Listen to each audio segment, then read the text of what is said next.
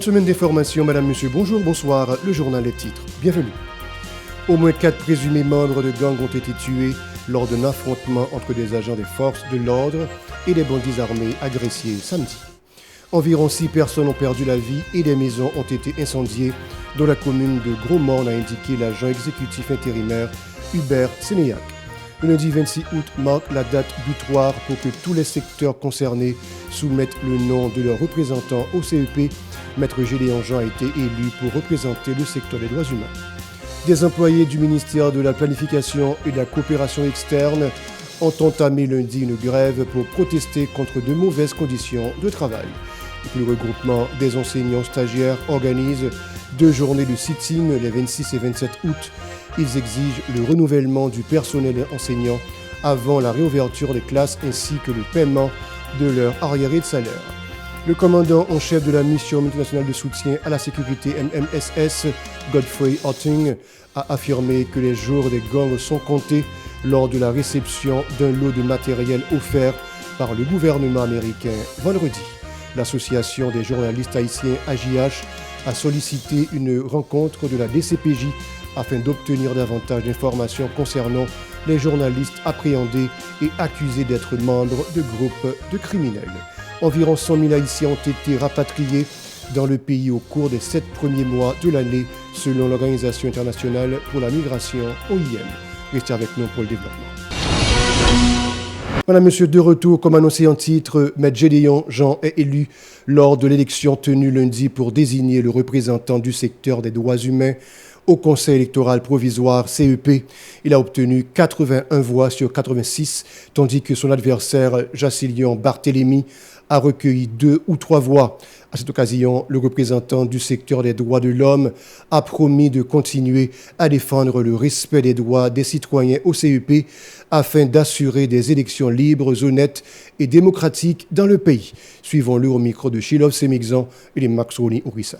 La démocratie comme premier corollaire, les institutions. On ne peut pas concevoir la démocratie en dehors des institutions. Donc, en tant que militant de droits de l'homme, nous avons dénoncé les dérives, dénoncer les violations des droits de l'homme, mais nous avons également nous continuer dans le processus pour reconstruire la démocratie. Donc, je dis à nous dans une situation qui est extrêmement compliquée, parce que, justement, l'effort qui a fait pour construire la démocratie n'est pas pu poser sur les institutions. Je veux dire, nous avons une crise institutionnelle, nous avons une crise structurelle, etc. Donc, je dis, nous prenons un engagement, on a commencé par aider à rétablir l'institution. Même si nous, je vais parler de toutes ces organisations qui sont là, je vais parler de toutes les organisations qui étaient dans le processus-là et qui ne sont pas présentes, je veux dire, pour raison ou pour l'autre. Donc, la bataille pour le respect des droits de l'homme, la bataille pour la démocratie, la lutte pour l'état de droit, ça continue. Parce que maintenant ici, malheureusement, après le départ de la dictature des Duvaliers, nous pouvons construire la démocratie. Donc, ce sont longs combats que nous invitons pour nous encourager à demain. Donc, processus élection sont questions du droit de l'homme, parce que c'est à travers les élections que le citoyen choisit ses représentants. D'autre part, Jacilon Barthélémy, l'un des vaincus, a félicité les responsables pour l'organisation d'une élection honnête et a salué la victoire de Maître Gédéon Jean. Ses propos. Nous venons de donner là un exemple de démocratie. Une élection organisée d'une façon transparente et que nous devons accepter. Et que le meilleur gagne. On doit l'accepter. Donc, je présente mes félicitations à Maître Gédéon Jean d'avoir gagné les élections. Merci. 753 postulants à l'institution policière ont été accueillis à l'Académie nationale de police hier dimanche pour entamer la formation de la 34e promotion de la PNH. Afin d'organiser la cérémonie d'ouverture, le commissaire divisionnaire de l'École nationale de police, ENP, avait convoqué les instructeurs, moniteurs et policiers affectés au service de sécurité de l'école dans une note vendredi. Parmi ces postulants figurent 218 femmes. En outre, au moins 4 présumés membres de gangs ont été tués dans des affrontements entre des agents des forces de l'ordre et des bandits armés dans la localité de Jasmin à Gressier samedi. La police a également confisqué 2 armes à feu.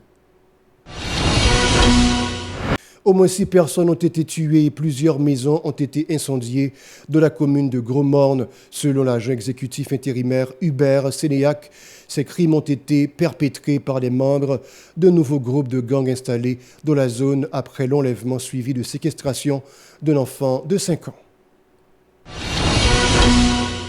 L'association syndicale du ministère de la Planification et de la Coopération externe a entamé lundi une grève paralysant toutes les activités au sein du ministère. Selon ces syndicalistes, ce mouvement vise à protester contre les mauvaises conditions de travail et certaines décisions de la ministre Kathleen Floristal. Il précise que cette grève ne sera levée qu'après l'obtention de solutions aux problèmes rencontrés au MPCE. Le regroupement des enseignants stagiaires issus de diverses entités de l'UEH organise un sit-in les 26 et 27 août devant les locaux du MENF situé à Delma 83. L'un des protestataires déclare que ce mouvement vise à exiger le renouvellement du personnel enseignant avant l'ouverture de l'année académique 2024-2025 ainsi que le paiement des arriérés de salaire de 7 mois. Écoutons-le au micro de Yasmine Sanon et de Marie-Carmel Auguste. Nous-mêmes, en tant qu'enseignants stagiaires qui sortent dans différentes entités dans l'université de l'État, écoles et supérieures, à centre de formation qui est dans le pays, nous avons parlé d'ensemble enseignants qui sortent dans le PLA, qui sortent dans l'école normale supérieure, faculté de droit et des sciences économiques de Port-au-Prince. Nous avons des enseignants qui sortent NAX, NGA et FLA comme entité qui ont participé dans un programme stage que nous avons réalisé dans tous 10 départements géographiques du pays, à côté que nous avons ensemble des jeunes qui ont accepté de franchir ensemble des zones nous considérons comme des zones de non-droit, puis à porter bien de l'instruction, bien de l'éducation, ensemble des colliers qui trouvent dans tous 10 départements géographiques du pays, dans toutes les écoles nationales, dans tous les lycées, dans toutes les facs dans tous 10 départements géographiques du pays. Et ça a été fait suivant une période de 10 février 2023 à 10 août 2023. Jusqu'à présent, nous n'avons jamais touché l'agence stage et jouer une lettre nomination. Nous-mêmes comme jeunes qui font ensemble des sacrifices sous tête, nous avons 4 ans de formation, nous faisons 8 ans de formation, nous faisons 9 ans de formation, nous avons formé tête dans l'université, nous avons formé tête dans tout centre de formation, dans toute école supérieure, nous allons accepter ça. C'est ça qui fait que nous, dans l'ARIA, nous organisons des jours de sit-in pour nous forcer, pour nous exiger l'autorité concernée, pencher sur question de nomination. Nous ne pouvons pas accepter une nouvelle année scolaire qui va commencer le 1er octobre pour accepter nous pas une lettre de nomination. Les enseignants stagiaires menacent de poursuivre la grève si leurs revendications ne sont pas satisfaites. Ils critiquent également certaines nominations arbitraires des responsables. Suivez. Nous-mêmes, nous là, jusqu'à ce qu'ils répondent à ensemble de revendications. Je le dis là, ensemble des jeunes ça prêts pour contribuer dans le développement éducatif pays. Nous-mêmes, nous continuons à mobiliser. Nous-mêmes, nous ne pouvons pas camper. Nous là, jusqu'à ce que nous jouions une lettre de nomination. Nouvelle année académique n'a pas commencé si nous n'avons pas une lettre de nomination. Nous avons demandé pour faire étape là, c'est qui s'allie. C'est des gens qui forment. Nous ne pouvons pas jamais suspendre mobiliser. Parce que nous ne pouvons pas accepter les gens qui peuvent former. Si nous ne pouvons pas oublier. Nous avons des institutions dans le pays, des institutions éducatives dans le pays. Si nous prenons question famille, question d'école et université, qui doit former ensemble d'écoles qui sont dans tous 10 départements géographiques du pays. C'est des gens qui font des sacrifices dans l'université. Est-ce que je ne veux pas nous accepter les gens qui ne font rien pour avec question éducation, c'est même eux qui peuvent former des générations. Ils n'ont pas ni titre, ni qualité, ils ont sans papier, ils ont sans parcours universitaire. C'est les gens qui peuvent camper dans la salle de classe pour former ensemble des petits gens. Petit ou qui l'a journée aujourd'hui. Côté que un ensemble des dirigeants dans boîte ça, ils pour mal plaisir nommer ensemble des gens qui pas rien pour avec question éducation, ils pas rien pour avec question former moun, c'est même concerné ça qui c'est des responsables irresponsables, des dirigeants irresponsables qui nommer ensemble des gens dans boîte ça. L'organisation Regroupement Éducation pour tout le monde REPT salue la publication de la feuille de route du MENF. Toutefois, elle a exprimé ses inquiétudes face à la crise sécuritaire qui sévit dans le pays. En conséquence, elle a appelé les autorités à garantir la sécurité des élèves au cours de la nouvelle année académique, à améliorer les conditions de travail des enseignants, à rendre obligatoire l'école maternelle, à renforcer la politique contre la violence sexuelle et la violence basée sur le genre dans le milieu scolaire, ainsi qu'à augmenter le budget alloué au secteur éducatif dans le budget national. L'Association des journalistes haïtiens JH a adressé une lettre à l'inspecteur général Pierre-René François à la tête de la direction centrale de la police judiciaire DCPJ.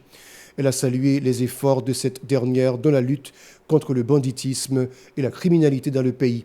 La JH a toutefois exprimé sa préoccupation concernant le transfert par devant le Bureau des affaires criminelles des journalistes arrêtés et identifiés dans un document paru le 15 juillet dernier en vertu de sa mission de protection de la liberté de la presse et de surveillance du respect des règles d'éthique du métier. L'association a sollicité une rencontre avec la DCPJ pour s'enquérir des faits relatifs à l'interpellation de ces journalistes. De l'autre côté, le secrétaire général de la cohorte patriotique demande aux 3 conseillers présidentiels accusés de corruption de se mettre à la disposition de la justice. Sa déclaration. Pour laver image d'APT, combattre impunité et corruption, sauver transition, n'a si géré tout conseiller présidentiel qui pas impliqué dans escombrit qui aboutit à gros scandale corruption BNCA doit mettre ensemble pour pouvoir mesurer ça. Mettez à disposition la justice séparément. 3 conseillers présidentiels. 2. Faut que la justice questionne tout le monde à la ronde badé qui était dans la réunion ça passe pour qui? Faut qu'il n'y ait pas appliqué justice plus gros, plus grave sous ancien président conseil administration BNC. Faut que la justice tendait 3 conseillers à président. Mettez campé conseil sécurité nationale là pour couper la sécurité gang terroriste qui continue si met la terre tout partout dans le pays. Créer conditions nécessaires pour déplacer force et retourner la caillou à bon jamais apaisement pour soulager malheureux et malheureuses qui pas qu'à supporter encore. Selon l'OIM, près de 100 000 ressortissants haïtiens ont été rapatriés dans le pays au cours des 7 premiers mois de l'année 2024, malgré l'aggravation de la situation sécuritaire. Par ailleurs, le Bureau de coordination des affaires étrangères, OCHA, a informé que des 674 millions de dollars nécessaires pour le plan de réponse de la crise humanitaire en Haïti, seulement 162,5 millions ont été recueillis, ce qui représente 33% du financement requis.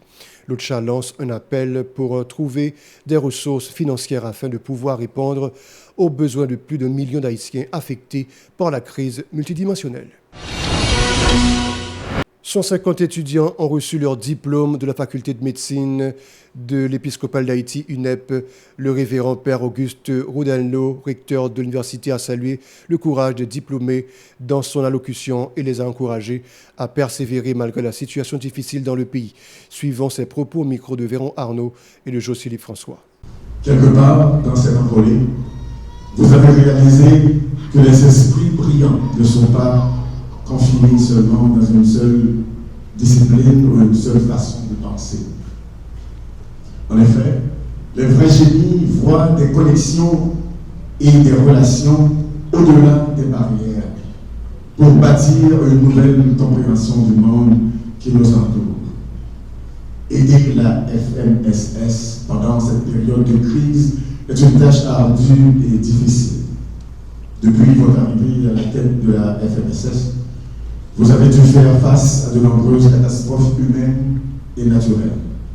Vous avez tenu ferme et vous avez répondu aux cris des étudiants et des étudiantes pour le savoir et la dignité humaine à travers l'enseignement supérieur. Vous avez utilisé votre vision et vos nombreux talents. Vous avez utilisé les ressources humaines et internes de la faculté pour répondre à cet appel et je vous en remercie. De son côté, Mathieu Sébastien, lauréat de la promotion, a décrit les difficultés rencontrées par la promotion au cours de ses études et a exprimé sa joie d'être le lauréat de cette promotion. Suivez. Vous m'avez accordé la lourde tâche de porter votre nom à l'occasion de la cérémonie de remise des diplômes des deux promotions. Les tests de l'université ne s'arrêtent pas, même en ce jour. J'espère humblement réussir ce nouveau pari. Je ressens à la fois une vive émotion, une grande fierté d'avoir été convié à prendre la parole. Que dire, c'est une journée, je dirais, exceptionnelle, car elle n'est rien ordinaire comme les autres jours habituels. Nous en garderons toujours le souvenir et nous y reviendrons toujours avec nostalgie. Ce jour inoubliable marque la fin d'un pays à la fois épuisant et enrichissant. Épuisant certes, car il y avait de nombreux défis académiques. Tout d'abord, un travail acharné à l'apprentissage. Nous avons consacré de nombreuses années, effectivement 7 ans, à étudier et à effectuer des stages pratiques. Nous avons vécu des nuits blanches, des examens stressants, des cours intensifs et de nombreuses heures à passer en salle de dissection et en salle d'hôpital à travail assidu.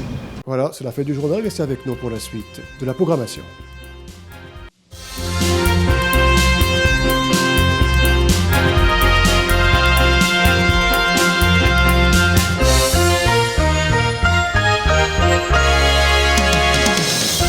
Si vous jugez que cette vidéo est intéressante, n'hésitez pas à liker et partager la vidéo. Et surtout, n'oubliez pas de vous abonner à cette chaîne et activer la cloche de notification pour ne pas louper aucune de nos vidéos.